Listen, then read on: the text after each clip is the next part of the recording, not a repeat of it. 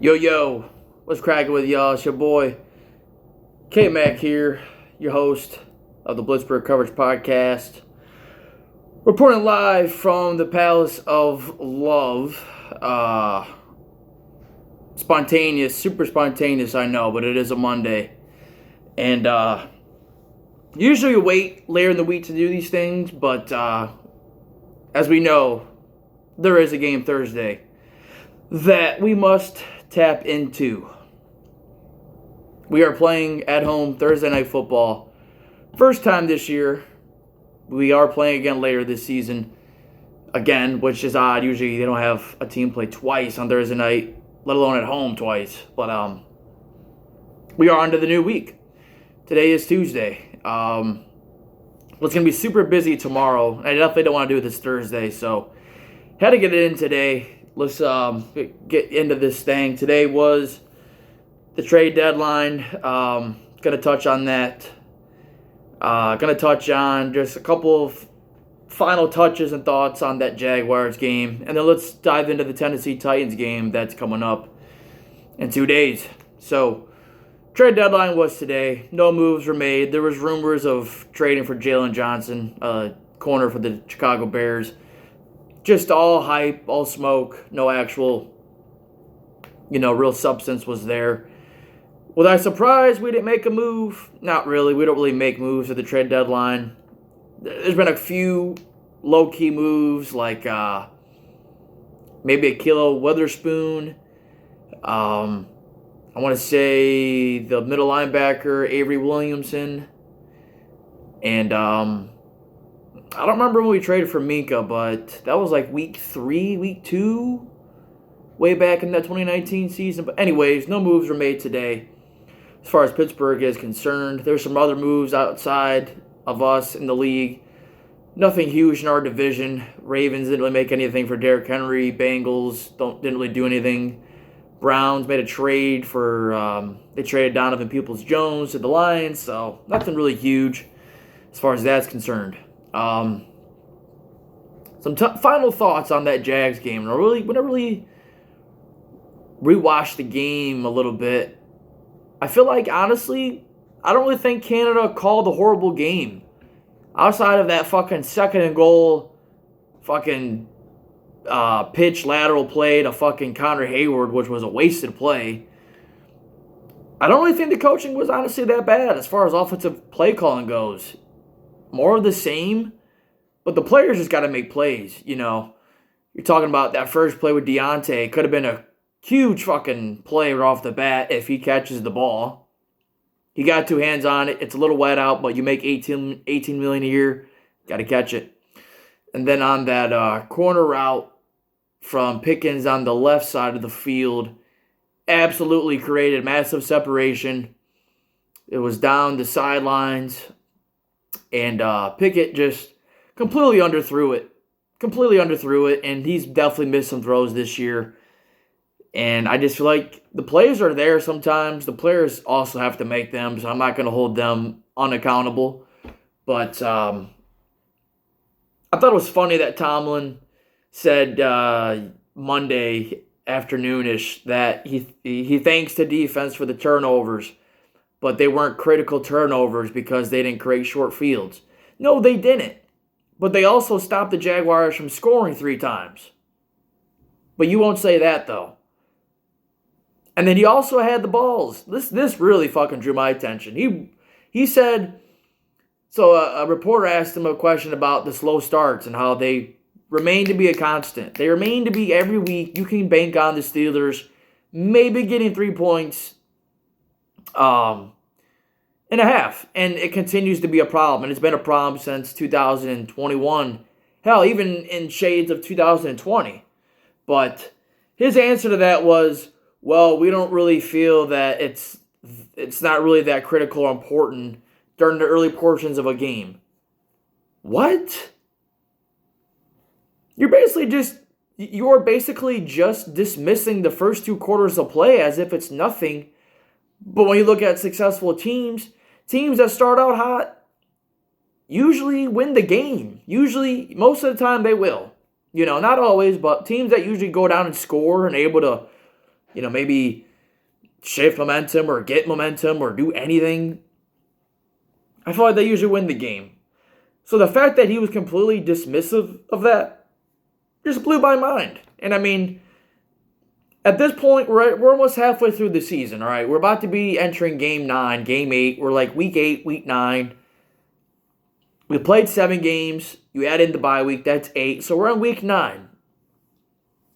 And we're on track for what I thought we would be. We're at that halfway point. We're 4-3. We'll be... This game Thursday is absolutely massive. But I just wanted to touch on the point that I think the players got to execute as well. It's not just the coaches. The coaches, yeah, they're a joke. We already know that. But the players, when the plays are there, they have to be made.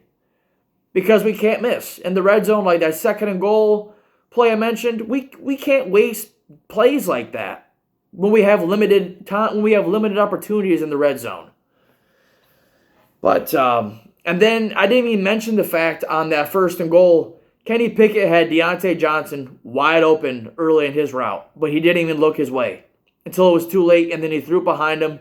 And then people want to throw flack on DJ for that? Are you fucking kidding me? Pickett has to hit the guys when they're open, and he's missed throws this year. I will not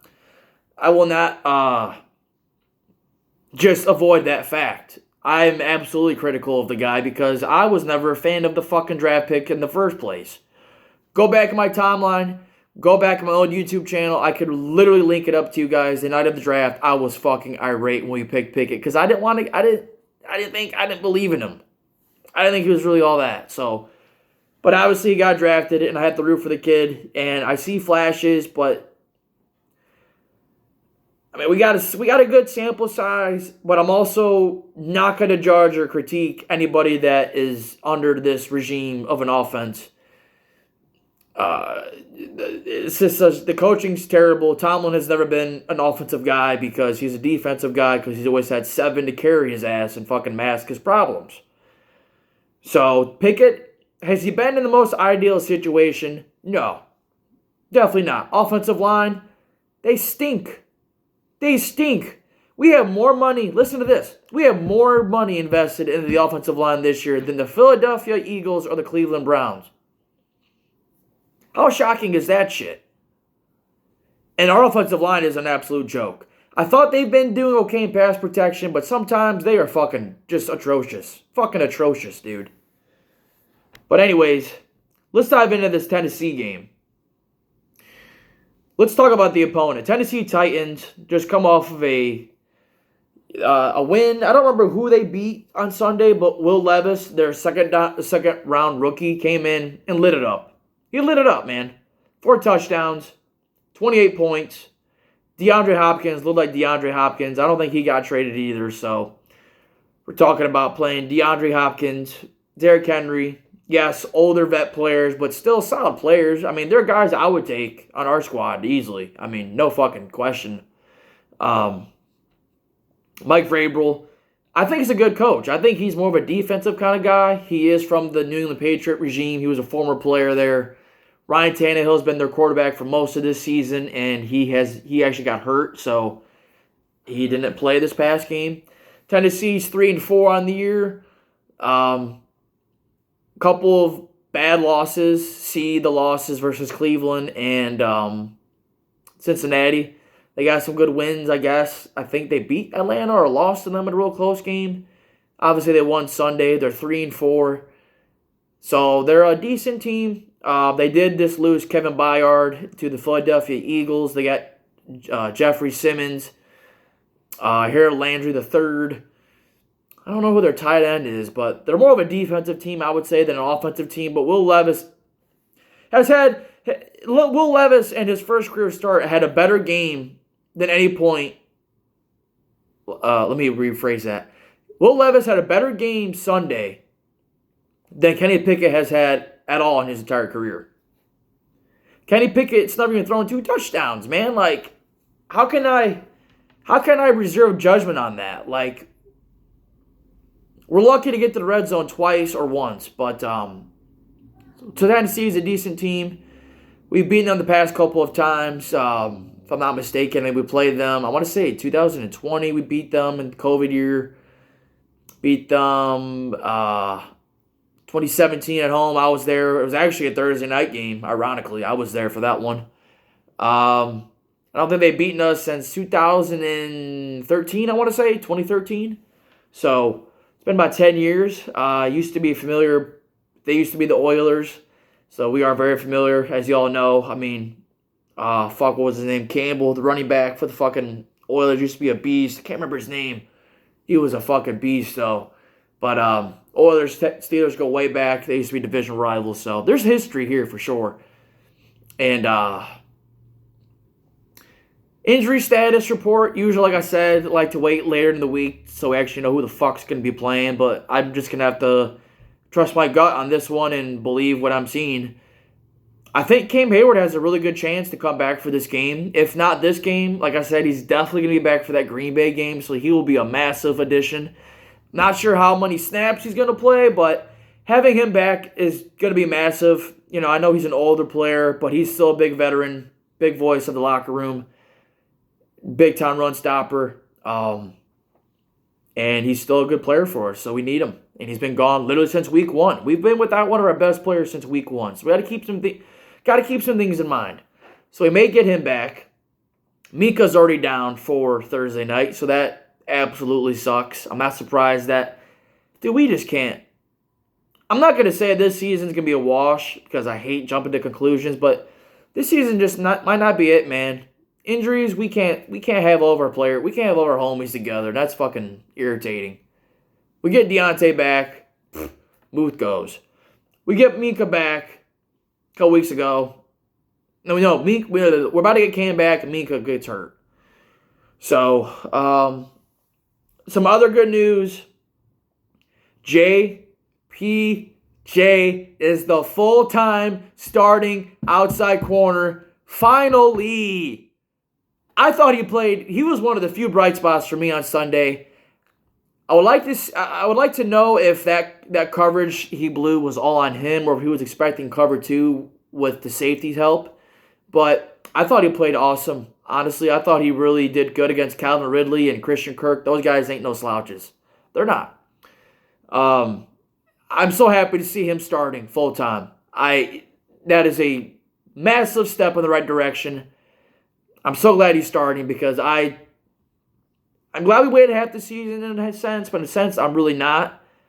But that does put a smile on my face. I'm glad he's starting. So we have JPJ in the fold. He's ready to go.